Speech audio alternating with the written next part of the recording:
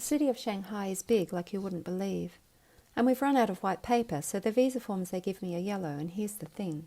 Love never looks good on yellow. Like you shouldn't believe in it. Like the government want me to turn my nose up and say, as if. It's what they pay me for. The couples want to come to Australia. They come into my office to be interviewed. One of them always speaks English. That's the one you have to watch. He knows you don't trust him, or her. The other speaks pidgin and thinks her secret's in Mandarin, or his. Or they share secrets with their eyes, a quick dart or furtive, hands clasped like they've trapped butterflies and are holding crushed wings. Mostly it's Australian men marrying Chinese women. Sometimes it's Australian women marrying Chinese men. On the yellow forms, the clients say, he fevers my complexion. They say, he traps me in his love zone. But the government want proof, so they send photos and they're naked with legs locked together, arms intertwined and lips. And I look at them and I wonder. This is the evidence, but what does she see in him? Or what does he see in her? The government wants to know. That's why all the personal questions. Because what is it? Like she's a mail-order bride. Someone passive, easy to dominate. But he's in for a shock. And I wonder when they'll get here. This afternoon's clients, I wonder why they're late. Robert hasn't called, and I check my email and the screen is blue. I check my phone for messages, but he doesn't call, hasn't or won't. And why did I come here? I thought the Chinese were gentle, like Stella, with their small bodies and petite, and watercolour paintings on scrolls of cherry blossom and small birds, things that flit and flutter. And that day at the China Zoo, not like any other zoo. The man selling ducklings by the bridge, yellow and soft, and the little girl. She'll grow up to love you long time, Robert said, and he put his arm around my waist and laughed. The duckling cost 10 renminbi, and the girl paid and smiled, and the girl set it free on the river, the duckling. And it's all some trick. On the visa applications, the yellow form, how they fell into hot love, and the stars being radiant in the doorframe of his soul, how baby they be love eternity. How love looks stupid in declarations, and when I read them it's like I'm sniffing their bed sheets, and the government want me to, and I often send the declarations to Robert and we laugh about the private love zones. He says, do you think they spit ping-pong balls from their bits? He calls it ping-pong ching-chong, and he laughs thinking of that movie where the Chinese woman is in the Australian pub and the ping-pong balls flying. And it's not funny. I say maybe she wasn't Chinese, and he says they all look the same to me, especially from that angle. And something about them loving you long time. He tells me to check my clients' walls for ping-pong dints, how it's a Chinese sport, they always win at the Olympics, and he laughs.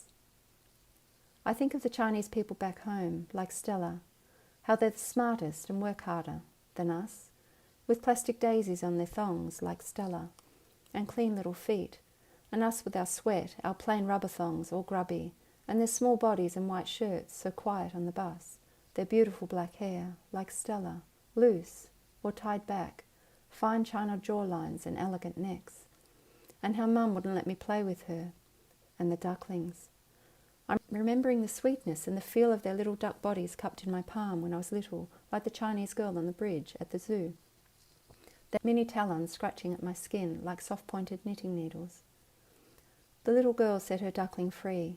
She set it free on the river, and that's when the whistle blew, and the crocodiles rose, 5 or 6 of them, and their jaws smashed water and the little wings flapped, and it walked webfoot on water, and then it ran, in a frenzy, a small panicked cry, until the winning jaw clamped and the duckling disappeared into a soup of water.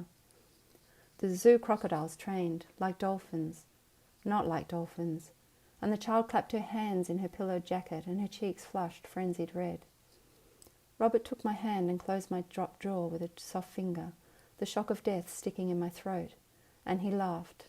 Welcome to China, he said. Life's amusement park.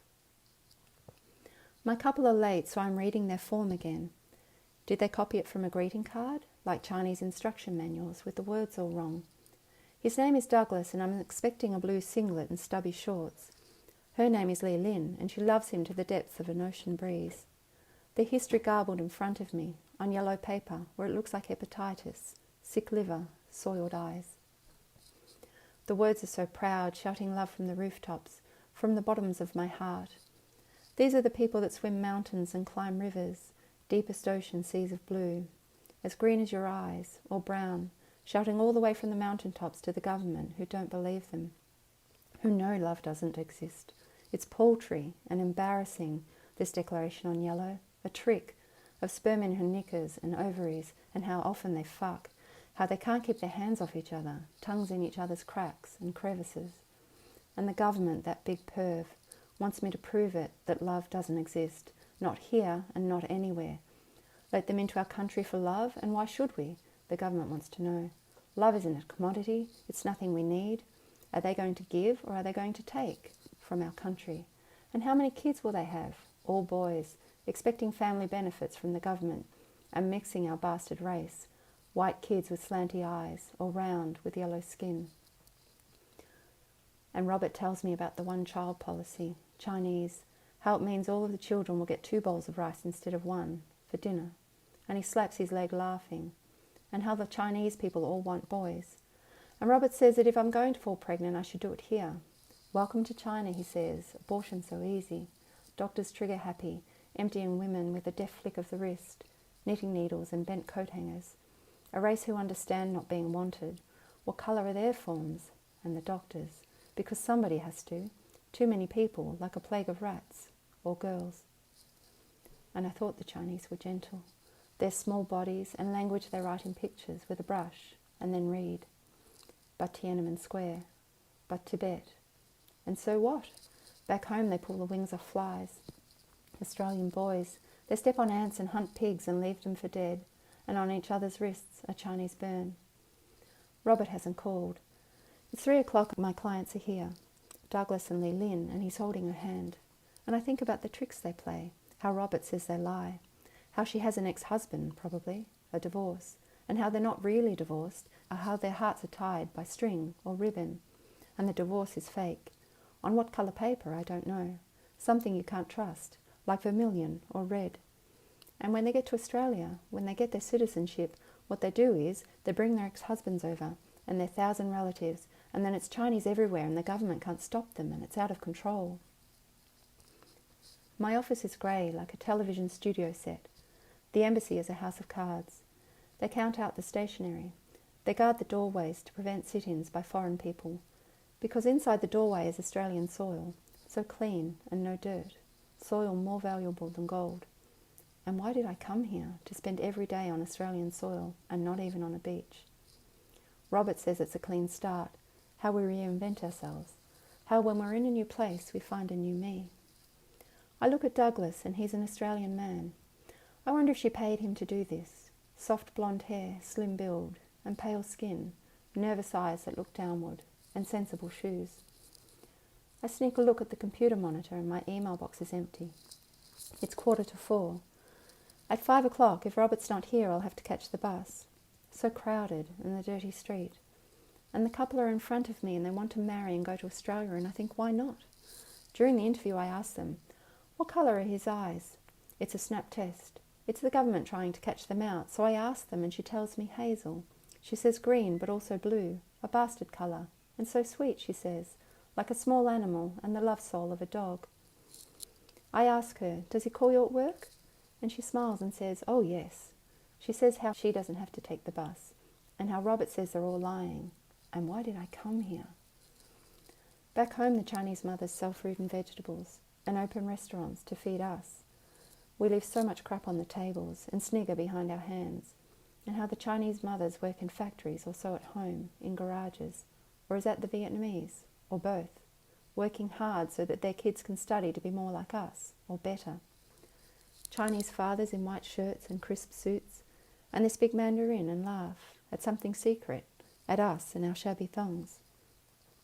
And we play cricket on the road outside while she does her homework, Stella, her house so quiet except for the piano when she plays. The yellow form, it says nothing about ping pong. It says they meet and locked eyes together in a springtime song of birds, and the government doesn't believe it. This man with his hands clasped and the sideways glance, the government wants to know, is he being paid? As though she has money.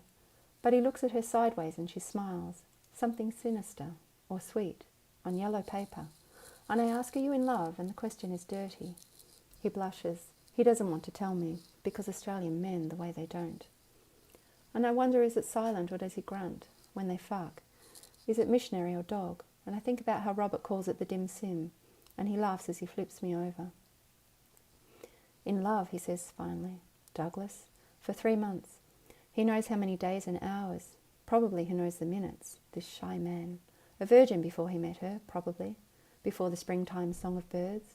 Before he came here to reinvent himself, probably. And now he has. And how the quiet ones go off like a firecracker. Will he pick me up, or will I have to get the bus? I don't like the bus, so I'll walk. A film of dirt on my skin. This Chinese city where it's hot and the dirt falls like rain, and no rice paddies or mountain snow. And I wonder, is Li Lin an orphan? In the orphanages, how they know that their mothers left them, on a doorstep, or sometimes in a bin, and others in a grave, smothered or with their necks snapped, like a chicken, or a duck. And Li Lin's pregnant. Is it his, I ask? And he blushes and says yes. Maybe she wants a big family with brothers and sisters. And will she love it if it's a girl? I thought the Chinese were so gentle. Pointy straw hats and ponytails, small footsteps and rice paddies, soaring cranes, but whole years dedicated to the rooster and never a year of the hen.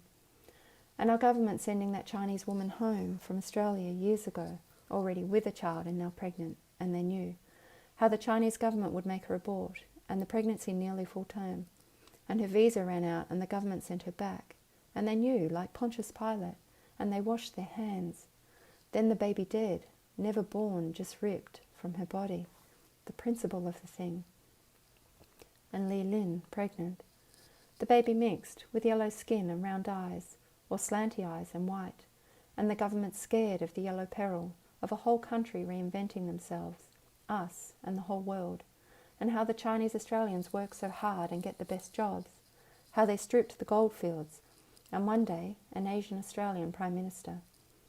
This yellow form in a country full of girls wishing they were boys, or just wishing they were wanted or loved, and now she is, and that's why. He holds her hand and she is, and I believe them, and the government won't like it, how I stamp their form, as though they're in love. I shout it from the mountain, or the office. Our country is closed, but I let them in. And the customs people will smile about the fucking when they arrive at the airport in Sydney and he's holding Li Lin's hand. The customs people will smirk at the visa and at the love and how it will last a long time, and about ping pong. It's 5 o'clock and my monitor is blank, and Robert hasn't called. I get up. The guards open the doors and the heat rushes in, the dirty air, and I step off the Australian soil, which is covered in concrete and carpet. They lock it in behind me, safe, but I don't turn around. Because I'm in China again. I'm a new person, and I'm already late for the bus.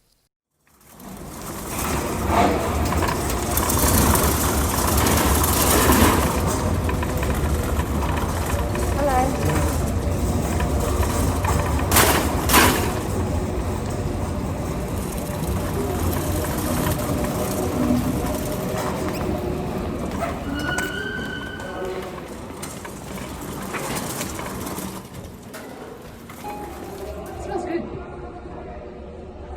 It always smells good. Where are you going?